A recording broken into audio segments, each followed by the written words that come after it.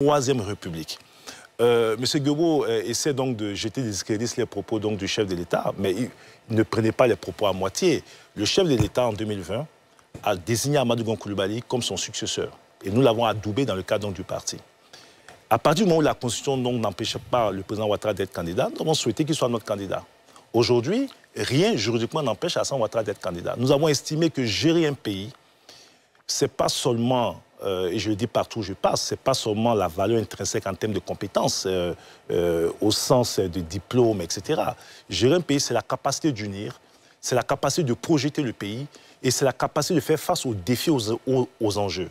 Nous estimons aujourd'hui que les circonstances du moment, avec tout ce que nous avons dans la sous-région, dans notre pays, dans le monde, font que Alassane Ouattara est la personne la mieux placée. D'ailleurs, en 2020, lorsqu'il a fait son interview sur RFI, lorsqu'il a dit que bon, il ne souhaitait pas se présenter en 2020, il a ajouté, vous ne l'avez pas dit, que ça dépendra aussi des circonstances du moment. Mais cette partie, vous ne le dites pas. Et nous estimons aujourd'hui que Alassane Ouattara est celui qui a le leadership nécessaire pour gérer notre pays. Alors, je suppose que dans son parti, ils ont fait le même process. Si Assalé Timoko est le candidat aujourd'hui, c'est parce qu'ils ont estimé que dans les circonstances du moment, la personne la mieux placée sera Assalé Timoko pour défendre leurs couleurs. Mais nous, on non, monsieur le ministre, le sujet, c'est pas non, mais non, je veux dire que ce qui est vrai, le choix du candidat à une élection présidentielle est du ressort exclusif des militants de ce parti. Donc le jour qui prendra sa carte du RHDP, en ce moment, on pourra ouvrir donc le débat. Ça, c'est dit. Professeur Manga, c'est à vous.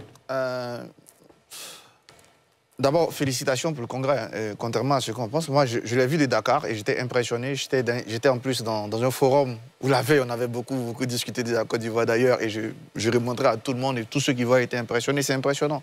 Qu'on soit au pouvoir, qu'on soit dans l'opposition, déplacer des gens sur 2 jours après des pré-congrès, c'est impressionnant. Donc là-dessus, félicitations.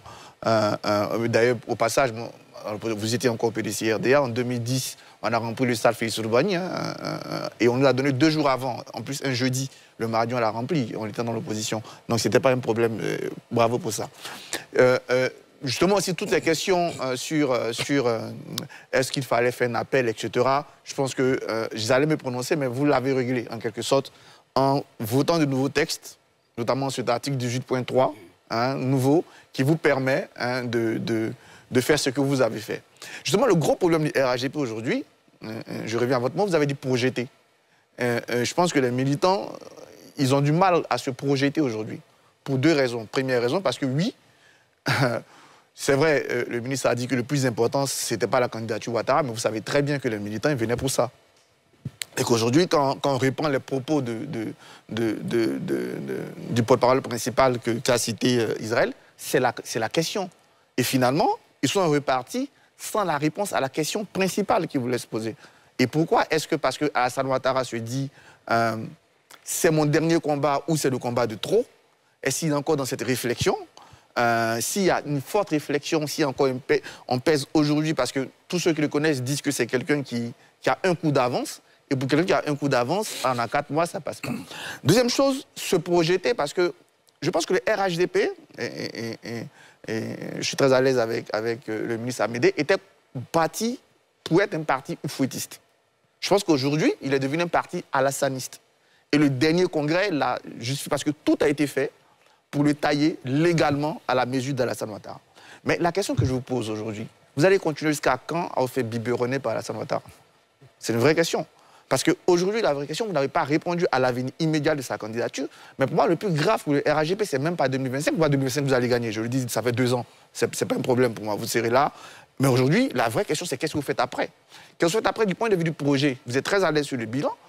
Du point de vue du projet, on ne le sait pas, parce que le Congrès lui-même n'a pas ouvert la boîte au projet, puisqu'il a refermé la candidature.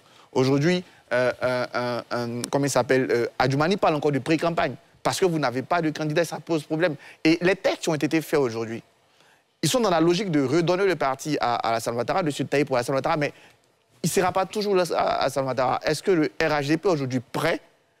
Est-ce qu'il a même dans son esprit, parce que même s'il est candidat, ça sera son dernier mandat. Mais apparemment, le RHDP ne prépare pas cette transition.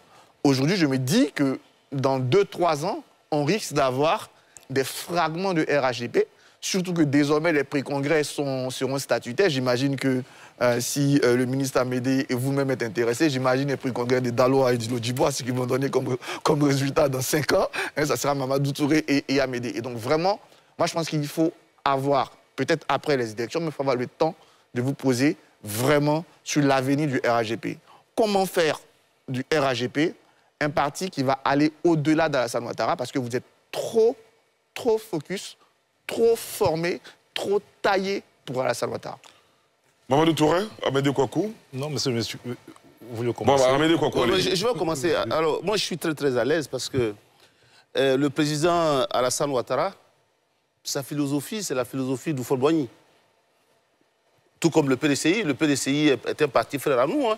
Ils sont des oufouettistes. Nous sommes tous des oufouettistes. Bon, alors, pour moi, dire que nous sommes alassanistes, mais Alassane Ouattara, c'est Oufol-Boigny. Donc nous, on n'a pas de sujet. Mais par contre, vous dites que nous n'avons pas de projet. On a un projet. On ne le connaît pas encore. Oui, mais le projet que nous avons commencé, nous allons le continuer pour les 5 prochaines années. Alors, mais en général, avant une élection présidentielle, on commence à dérouler le projet, faire rêver les populations, les militants. Je vais vous dire une chose. Allez-y. Si vous avez bien suivi le thème du congrès du RHDP, le thème a été longuement réfléchi.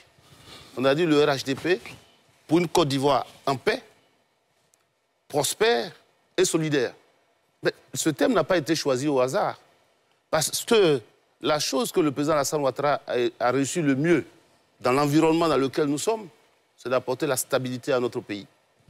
Lorsque vous avez la stabilité et que vous avez la paix, vous pouvez donc être prospère. C'est-à-dire qu'aujourd'hui, quand on dit qu'on a des universités, on a des écoles, on a des routes, on a de l'eau, et cette prospérité relative, vous pouvez donc la distribuer partout. Donc, être solidaire. Donc, c'est pour ça que le thème du congrès, c'est vraiment, ça reprend un peu, c'est la poursuite de tout ce que le président Alassane Ouattara a fait pendant les 15 années. Nous allons le poursuivre. Donc, on a un bilan, mais on va poursuivre, on va continuer. Alors, j'ai eu l'opportunité et l'honneur d'être vice-président de la commission politique générale, présidée par Mme Kabaniale, vice-présidée aussi par le ministre Marcel Montano. Et si vous prenez les conclusions donc, de cette commission, nous avons travaillé sur le programme. Quelle est notre vision? D'abord, qu'est-ce qui a été fait? Comment est-ce que nous nous projetons les 5 prochaines années? Quels seront les domaines prioritaires? Les militants se sont prononcés. À partir donc, du document donc, élaboré, qui est un document d'orientation des militants, Mme Kabaniale est en train de travailler avec une équipe donc, à peaufiner notre programme. Et vous verrez, c'est un programme qui va nous projeter au-delà même de 2030. Arthur, moi je vais dire une chose, et cette question revient de façon récurrente.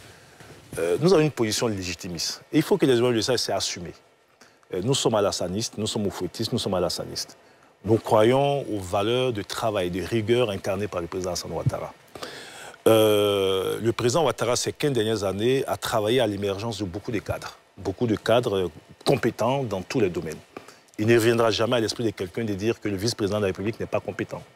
Il ne reviendra jamais à l'esprit de quelqu'un de dire que le premier ministre Béry Mambé n'est pas compétent. C'est peut-être ça le danger. Il ne reviendra jamais à l'idée de quelqu'un de dire qu'Ibrahim Ouattara n'est pas compétent, Patrick Hachi ou d'autres personnes ne sont pas compétentes.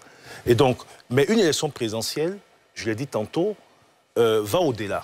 Vous savez, vous qui faites un peu d'histoire, en France, il y a quelques années, à la présidentielle, les premiers qui ont opposé Alain Juppé à Nicolas Sarkozy et Fillon.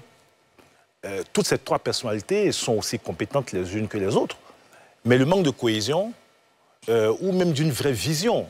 c'est ça vraiment le danger pour vous. Oui, mais un vrai projet donc, pour le pays a fait que ce parti a reculé complètement.